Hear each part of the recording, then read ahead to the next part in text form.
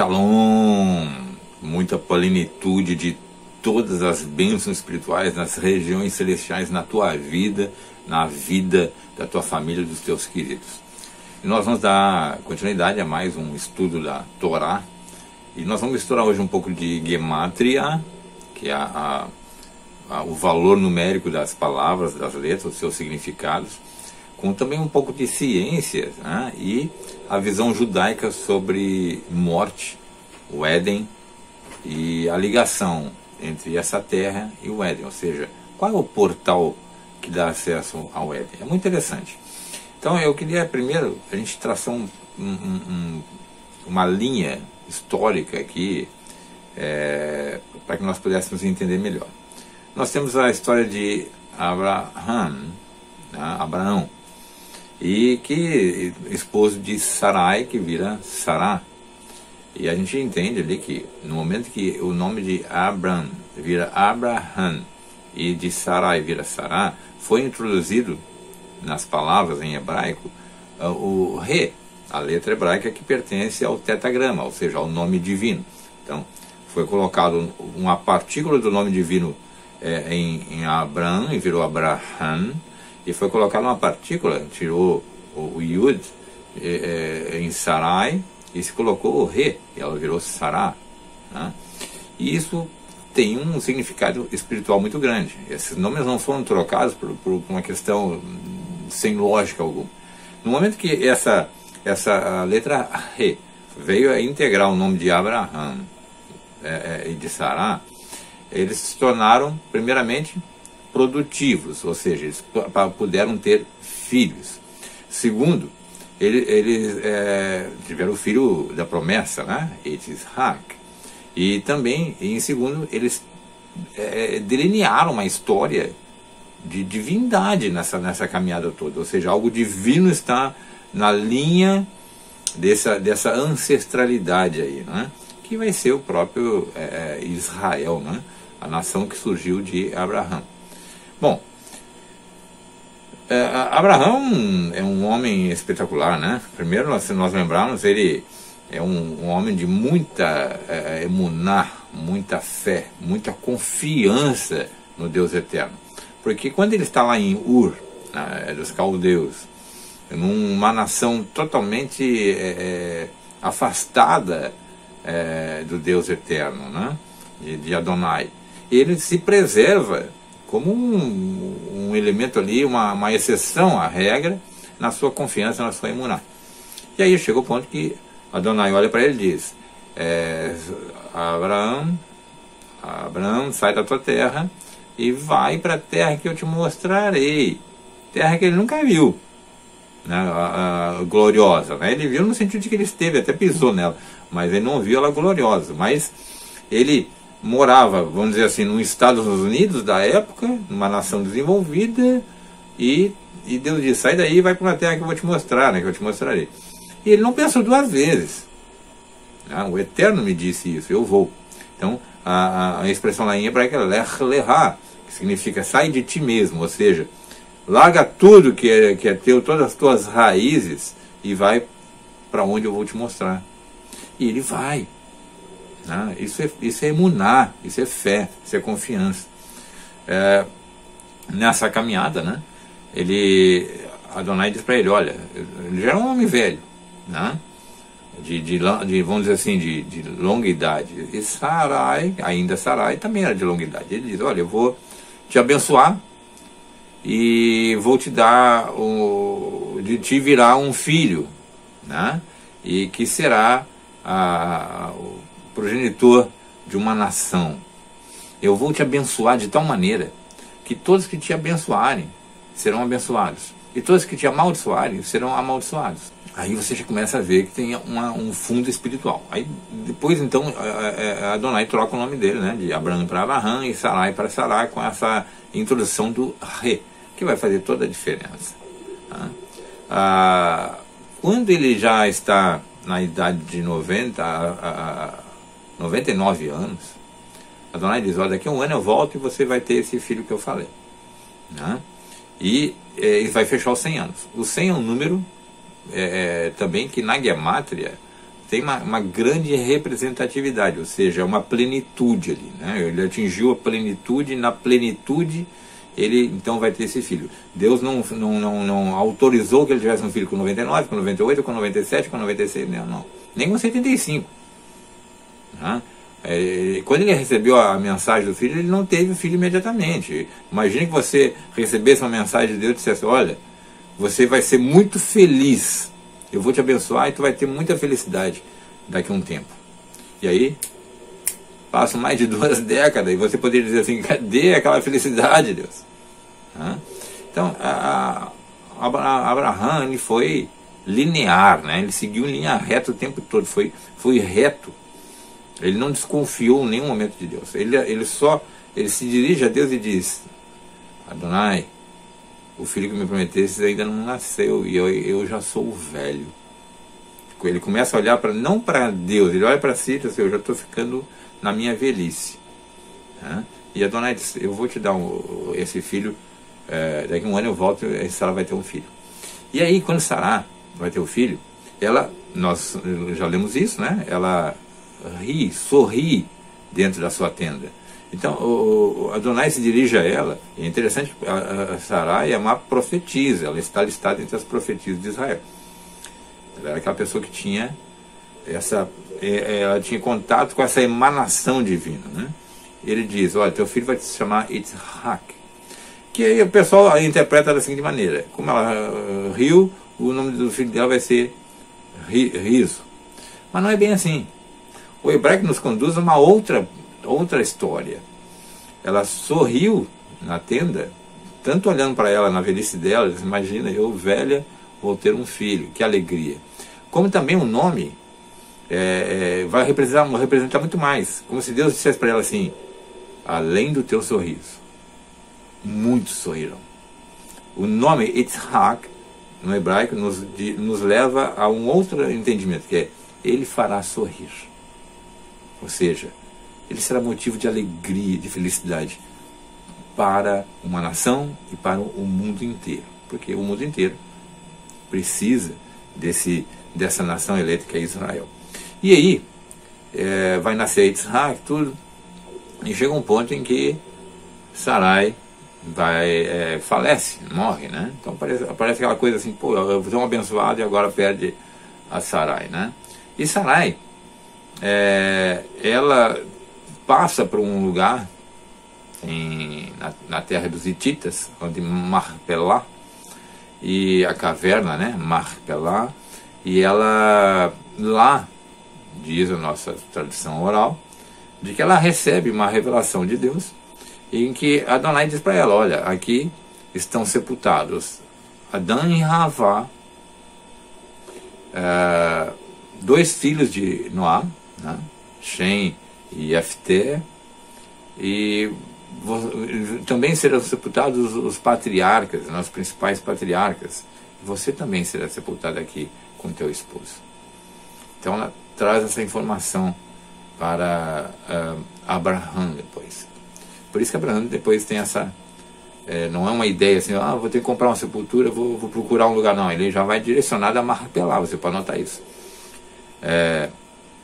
Quando ele chega nessa gruta de Marpelá, ele tem que... como ele não pertence a ele tem que comprar.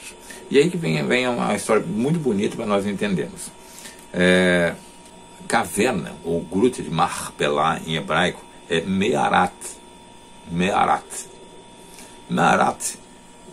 na Gemátria tem valor 710. Se você fizer a soma das letras aí, eu posso até colocar para você ver aí, vai ter o número 710. 710 é a soma de 355 com 365. A 710 é a soma de 2 anos lunares, ou seja, 355. Isso dá a ideia da plenitude espaço-tempo, né? É algo que está ali embutido nas entrelinhas da Torá, como não só um símbolo, mas uma ação espiritual de plenitude do espaço-tempo, ou seja, o cumprimento de algo espiritual. E aí, essa plenitude, né? Por isso que a gente celebra a festa de lua nova, né? Porque a lua nova ela tem aquela característica de ser escura, e daí ela vai crescendo, crescendo, até se tornar aquela lua cheia, bonita e luminosa. A ideia é de que há um renascer.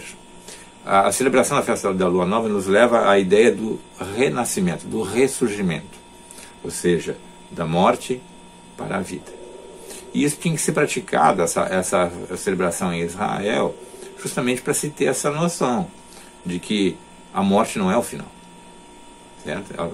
Vai haver um renascer, um ressurreto, não? Uma ressurreição. E aí vamos lá. Marpelá tem valor 175 na Gematria, e Abraham tem o valor 175.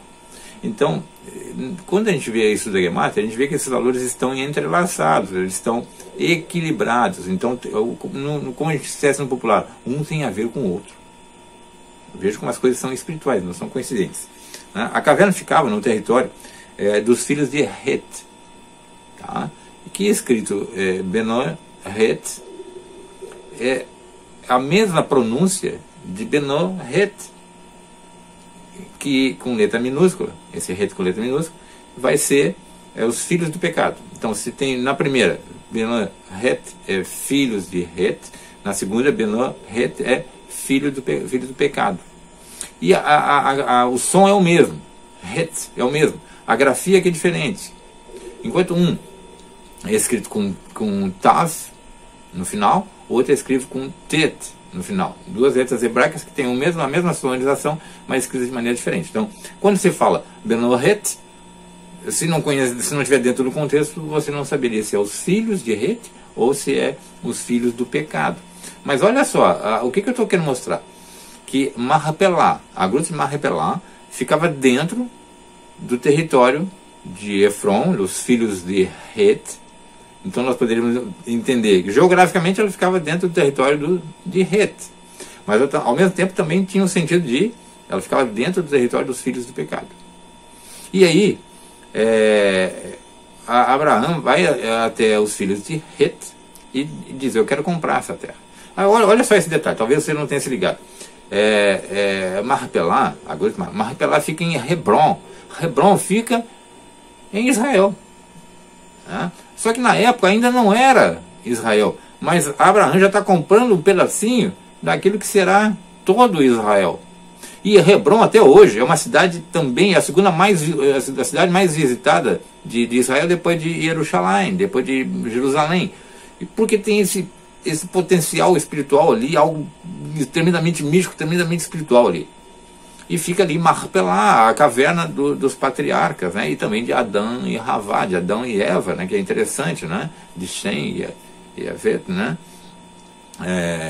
E aí a gente vai ter uma sequência de história muito interessante.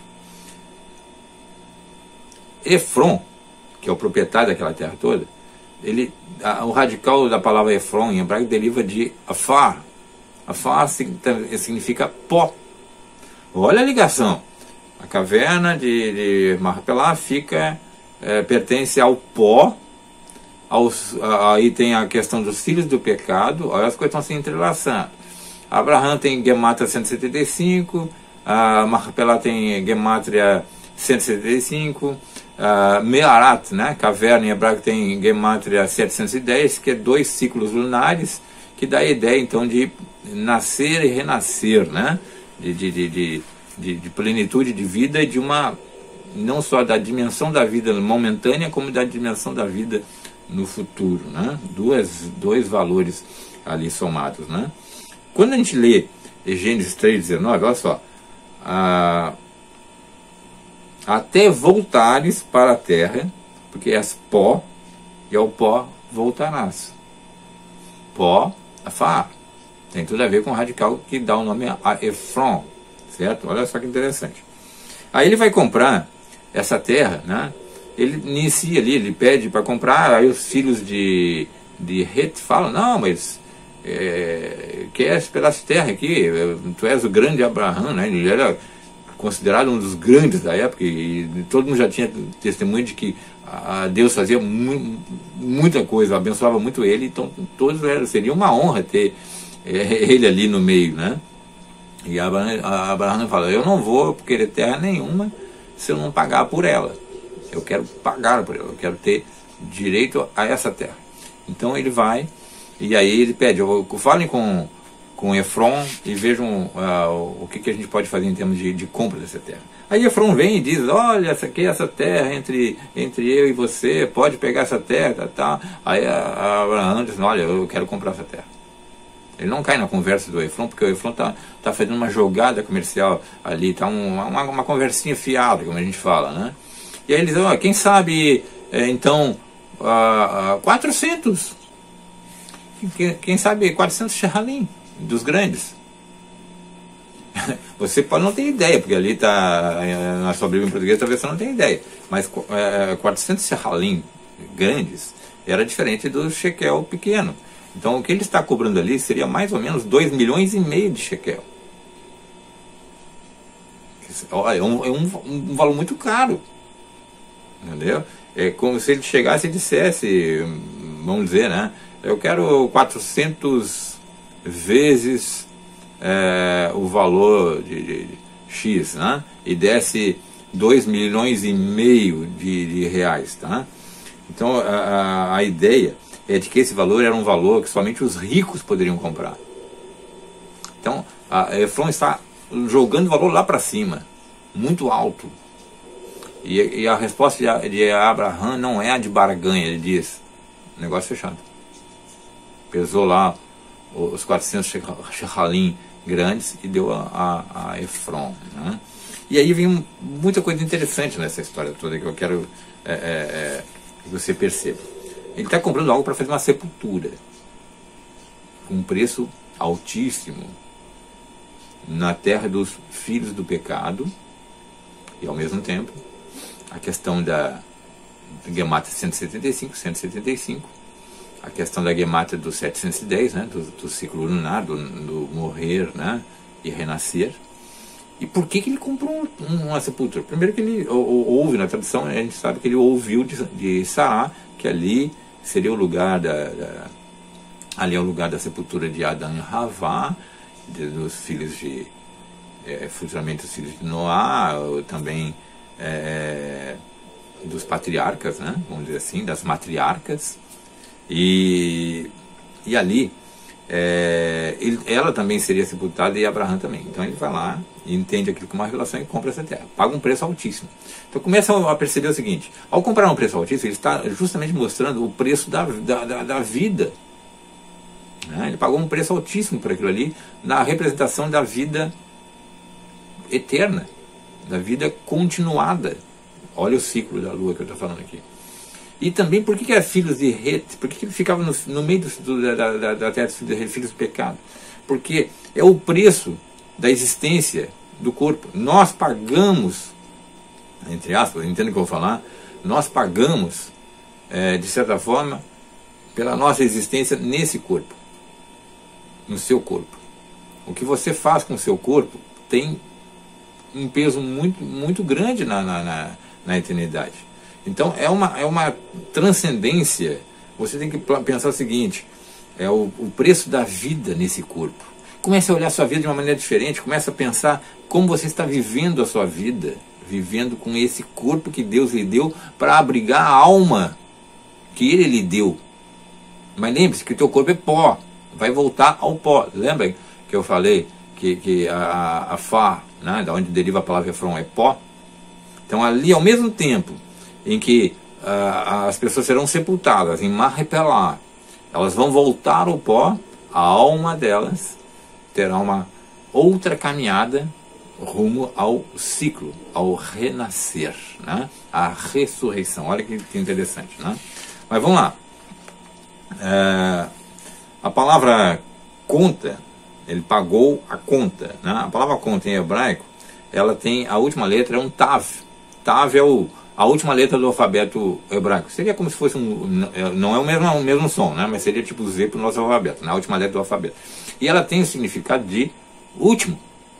Por isso que a Adonai diz, eu sou o Aleph e o Tav, que foi traduzido na Bíblia portuguesa como o Alfa e o Ômega, mas ele está dizendo, eu sou o princípio e o fim, ou seja, a eternidade, né? Ele está dentro da eternidade. A palavra contra termina em Tav, em hebraico, que a ideia é essa, é o fim, né?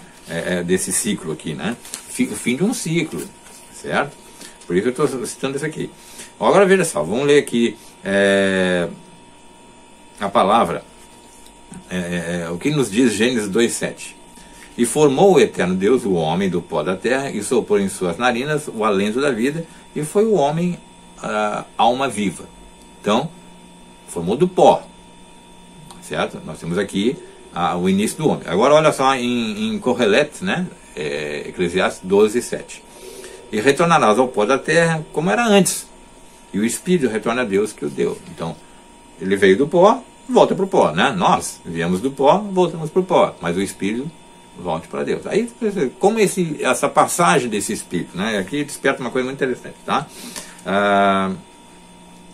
Quando Abraão vai sepultar Sará ali, lembrando que ela é uma das 7 profetisas, né?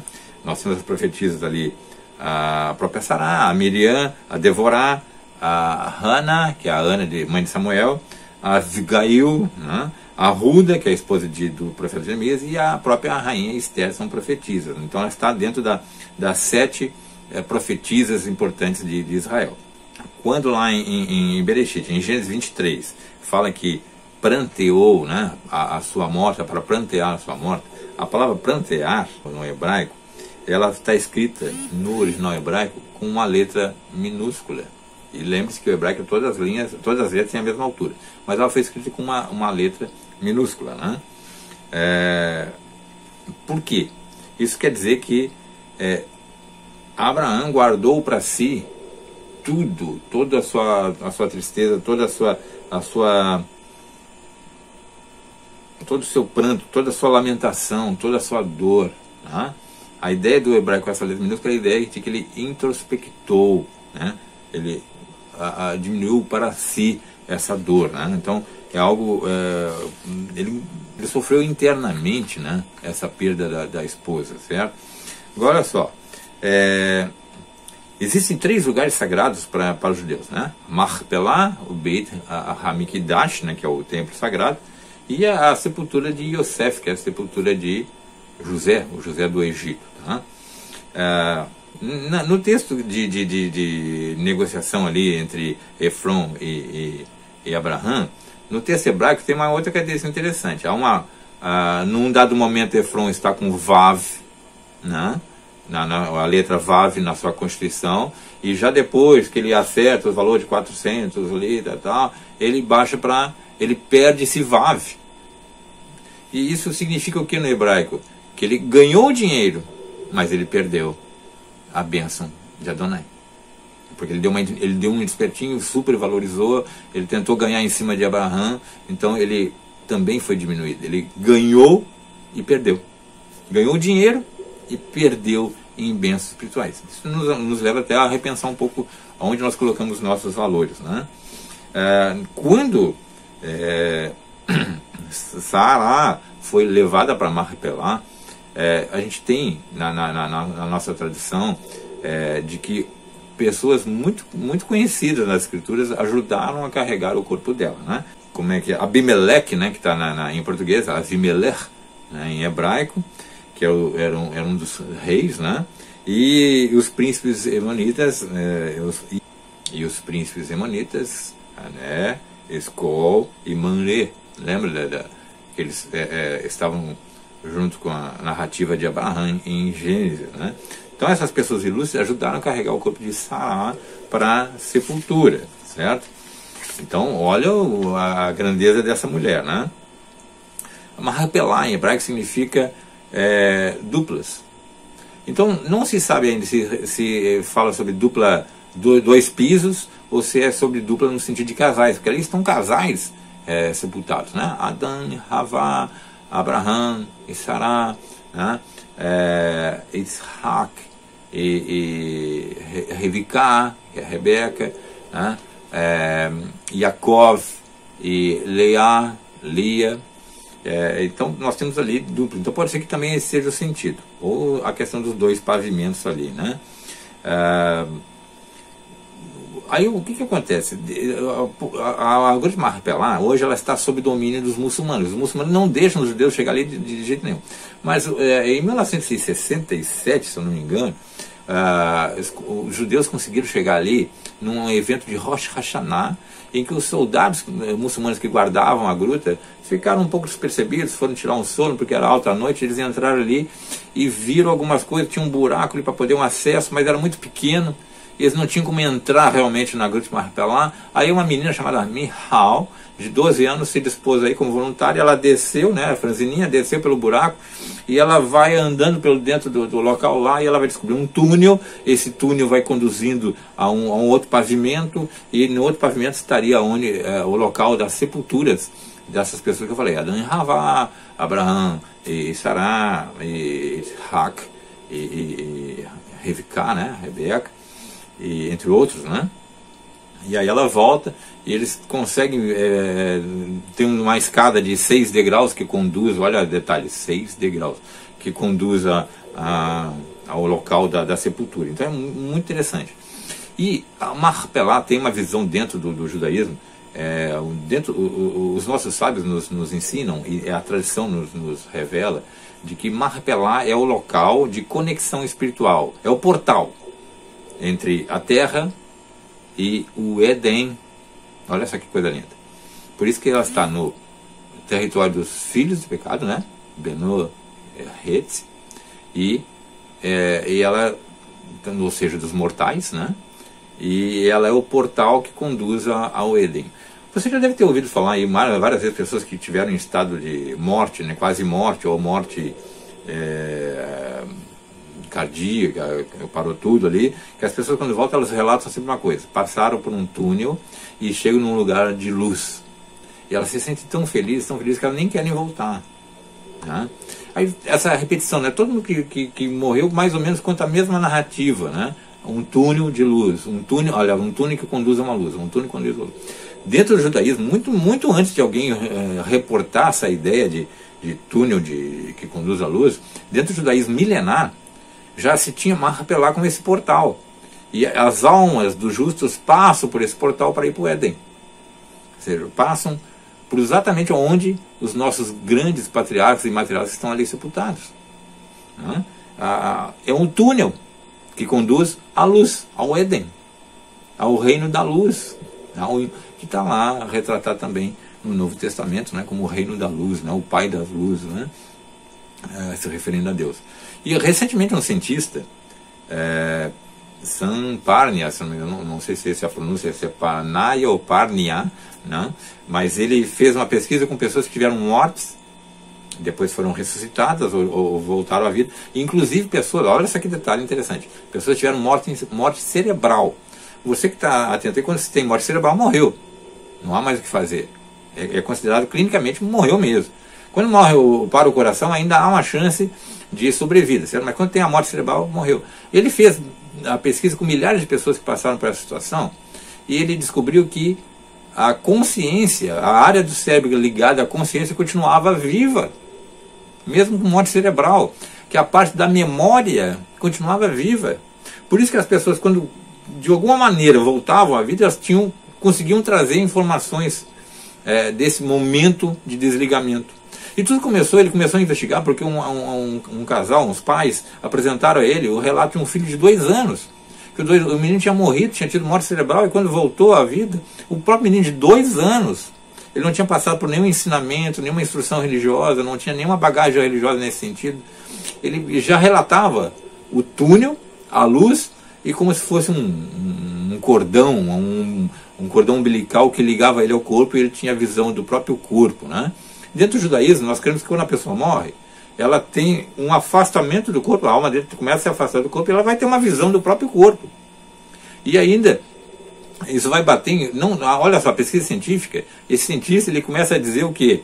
Estamos a um passo de provar a existência da alma, cientificamente falando. Claro que a gente sabe que existe, né? Mas ele quer provar cientificamente, e ele diz que eu já creio na existência da alma, porque o cérebro morto ainda continua com uma parte ativa que não tem lógica, certo? E esse túnel, ele é Marpelá, a gruta, por onde as almas dos justos passam para acesso ao Éden.